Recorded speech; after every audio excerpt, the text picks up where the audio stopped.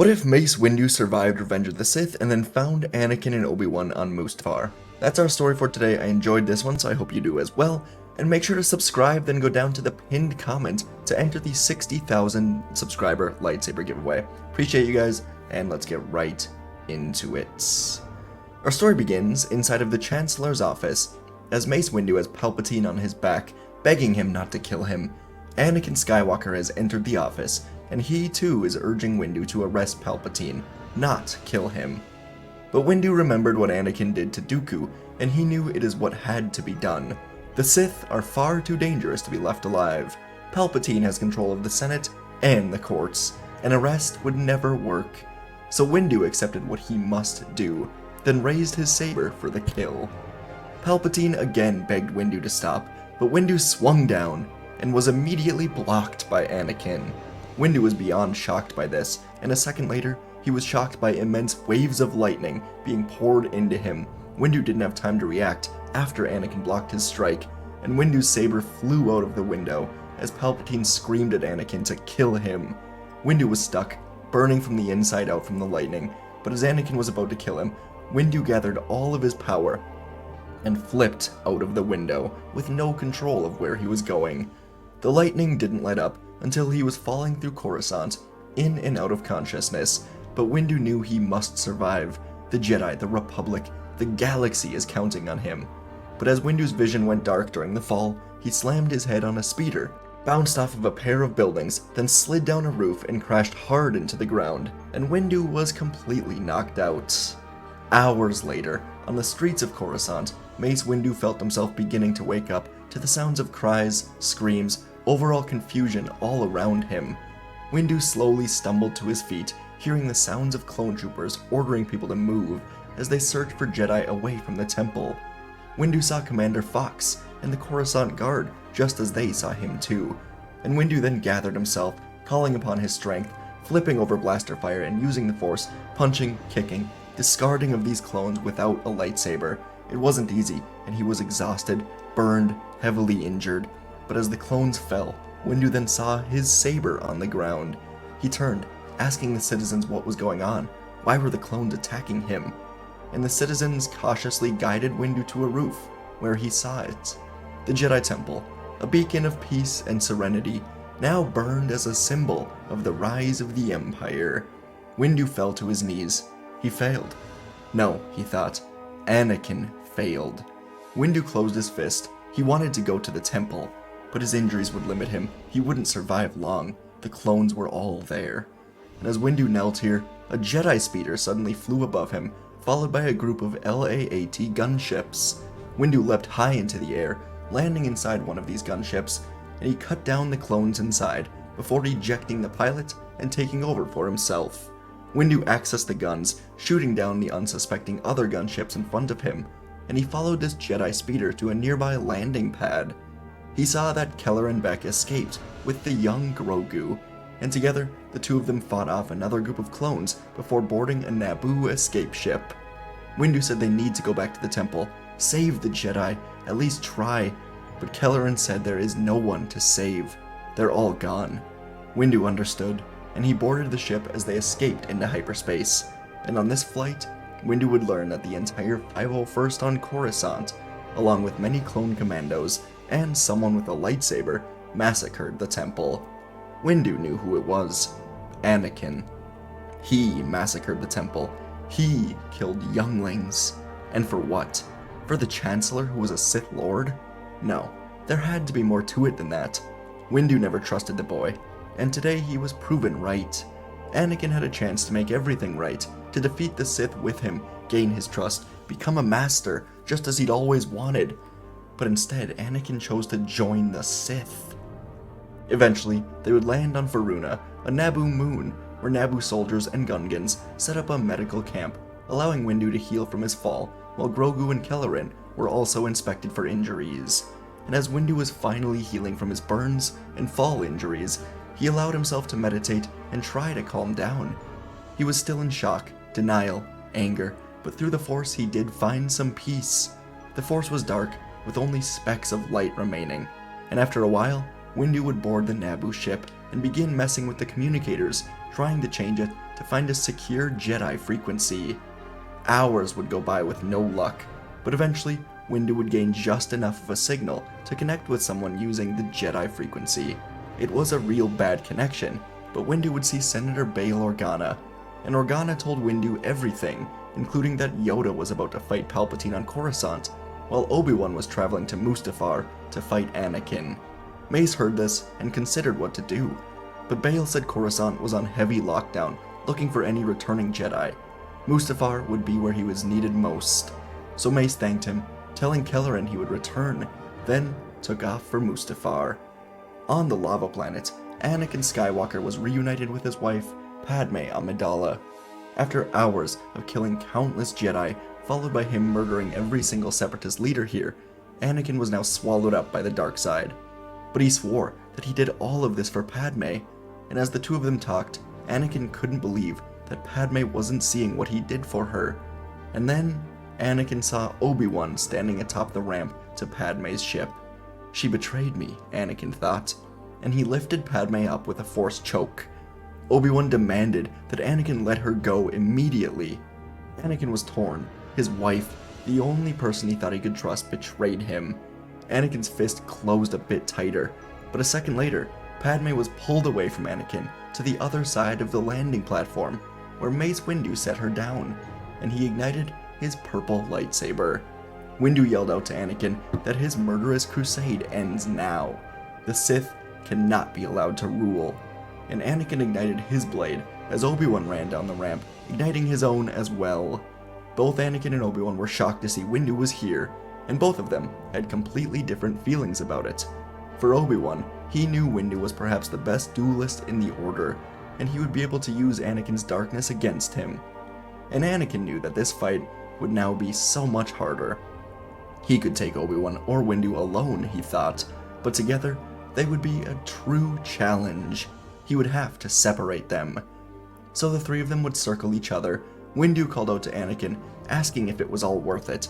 The Jedi he slaughtered that knew him as a kind man. The younglings that saw him as a hero. Did they deserve to die? Anakin stared at Windu, saying that the Jedi are traitors. All of them. They had to die. Windu again brought up the younglings, asking Anakin if they looked to him with hope in their eyes, seeing the Chosen One helping them from the attack. Only to kill them. And Anakin remembered the council chambers. The children were so relieved to see him, until he did what had to be done. And Anakin had enough of this talking. He charged at Windu, and the two of them connected sabers, clashing against each other as Obi-Wan ran in. Anakin spun his saber behind his back, blocking a strike from Kenobi, before turning and seeing Windu again. The two of them swung at each other, and the two Jedi moved in on Anakin at once. He flipped off of the landing platform, down to the lava banks, and the coals began slipping below his feet as the two Jedi followed him. As Windu and Kenobi chased Anakin, and again began to duel, Anakin used the Force, grabbing a wave of lava, throwing it at the Jedi.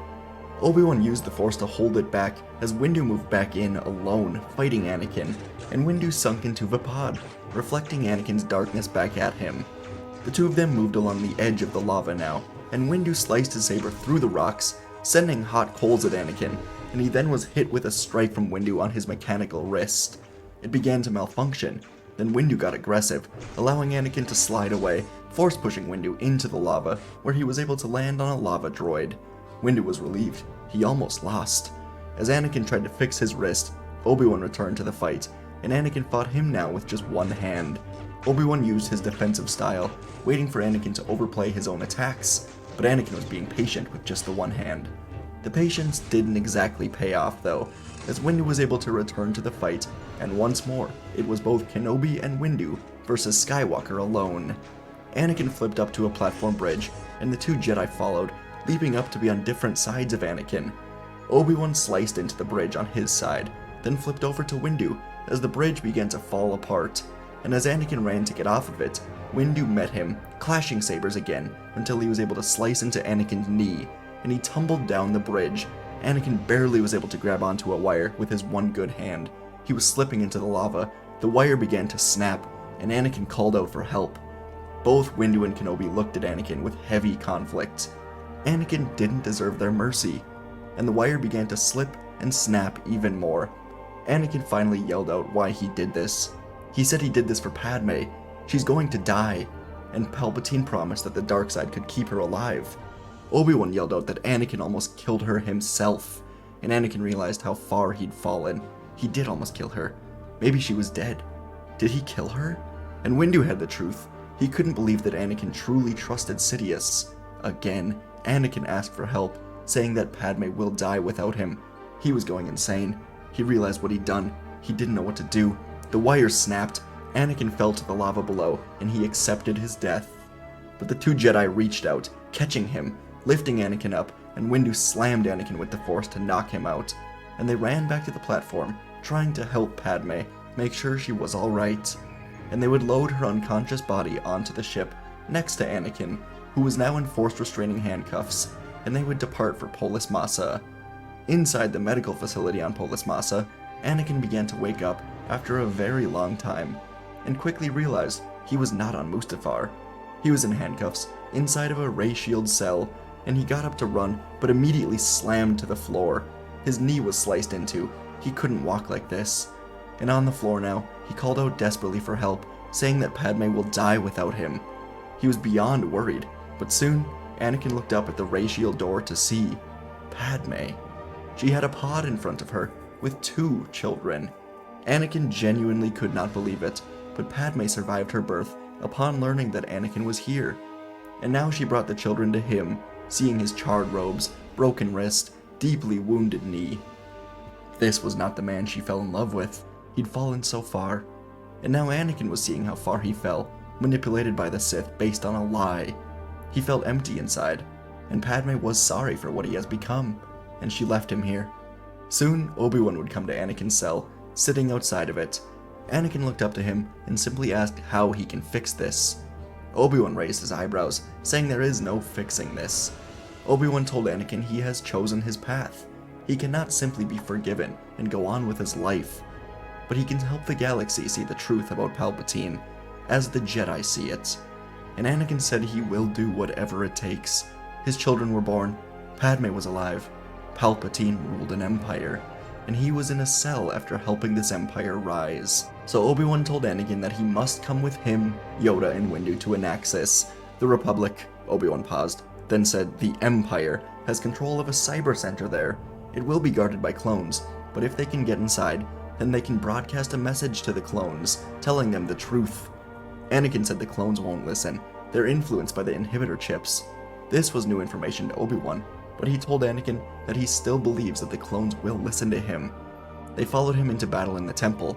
They knew not to fire at him. Anakin must have some control over the chips, and Anakin agreed this must be correct. Anakin would be given an extremely painful knee repair, as his leg was now part droid, just like his hand, and he would board a Naboo ship with Yoda, Windu, and Obi-Wan. There wasn't much conversation, and Anakin was still in the handcuffs, but upon arriving on Anaxis, the group was ready for action. They landed in a nearby forest near the cyber center, and quickly began making their way towards it. The clones spotted them and tried to fight, but these were the best of the best in the Jedi Order. Kenobi, Windu, and Yoda were able to throw the clones to the side, knocking them out, trying to keep them alive upon realizing now that the clones were not under their own control. They moved into the cyber center, moving up the elevator to find more security waiting for them. But Yoda force pushed the group out of the window into the trees below, and they survived, but again were knocked out. And this allowed Anakin to move in, using his mechanical expertise, and he hacked into the communications. It would take a long while, but Anakin was determined, and soon he was into the clone communicators, using the same frequencies that Palpatine used to execute Order 66 across the galaxy. Anakin looked to the Jedi, then began speaking, and every clone with their communicator on heard Anakin begin talking. Many were on Kamino, but thousands were still on Coruscant, including the 212th, Obi-Wan's Legion, led by Cody. Anakin would tell the clones they've all been tricked into turning on the Jedi. He encouraged them to remember the stories about Fives and Tup on Ringo Vinda, how they suddenly turned on the Jedi.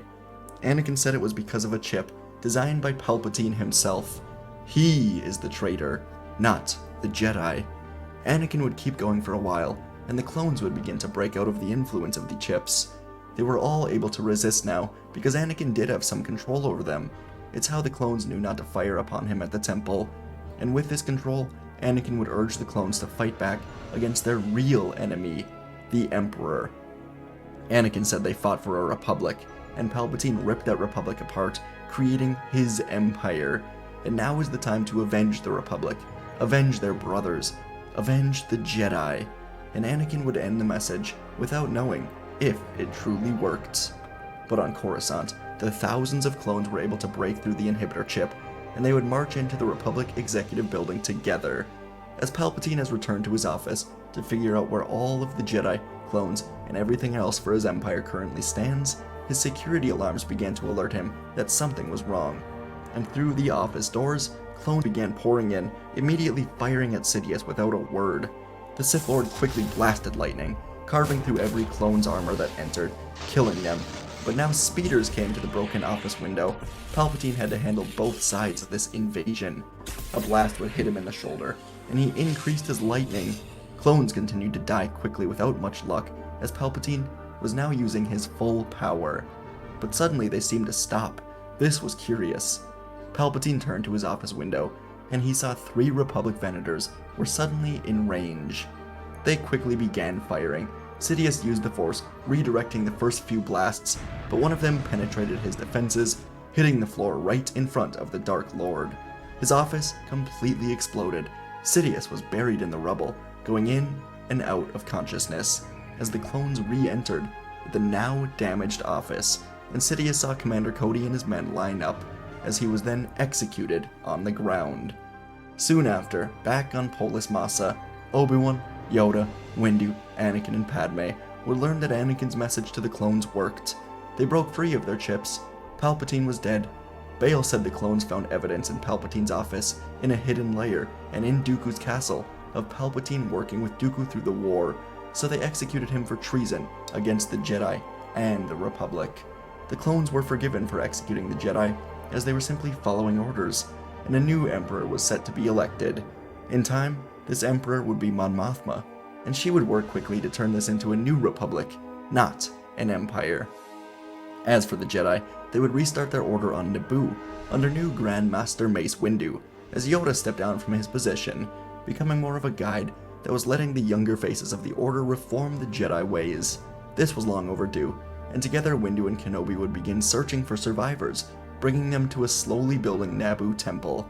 Kelleran Beck, Grogu would be here, Cal Kestis, Caleb Doom, Luminara Unduli, many more survivors. Padme would move in with her family here on Naboo, and the family would help her raise the twins before they would be ready to be trained by the Jedi. Padme already decided that the children would be trained when they are ready, and she will eventually return to politics in hopes that the Jedi and the New Republic can restore a relationship. She knew the Senate and Jedi could work well together, but it would take time. And Anakin Skywalker was in a Naboo prison cell for the foreseeable future. It was a nice enough prison cell, but still a prison. In the end, he did help the Jedi and clones bring down the Empire, but his acts in the temple were too far to just let go. Anakin was dangerous, unpredictable, and he accepted this fate as he was still able to see Padme, his children, and Obi-Wan whenever they did choose to visit. The Jedi Order would be restored under Windu and Kenobi, and it would reach new lengths as they found peace with everything that happened. Within years, the shattered relationship between the Jedi and the Republic was reaching new, better levels than before. The Jedi considered leaving the Republic, but they decided to stay, help it rebuild for now, and in time perhaps they would follow their own path. And folks, that is our story for today. Hope you enjoyed Windu surviving, going to Mustafar. You could just have him survive, go to the Jedi Temple, and I did consider that video, but I don't know, just had more of a fun idea with this one, with, him and Obi-Wan working together against Anakin. I don't think that's a fair fight. I do think Anakin would lose that pretty quickly. If you disagree with that, you can let me know. But, Anakin and Obi-Wan were basically even matched the entire time, so adding Mace Windu to that fold, it's not that, crazy of a battle. I did have it last a while, just because lightsaber battles do last quite a long time, but yeah, overall, hope you guys enjoyed this. I think Anakin would have some influence over the inhibitor chips. Not, guaranteed. That's not canon or anything. I did make that up. I make a lot of stuff up and makes it more fun. You know, if you just follow strict canon, then nobody has a good time. But hope you guys were cool with that idea. Let me know what you thought. But anyways, appreciate you once again. Lightsaber giveaway in the pinned comment down below. We're what, 2,000 from 60,000, which is pretty nuts. So appreciate you guys a ton. Go check that out. Thanks for watching. Let me know what you want to see next, and I'll see you in the next video.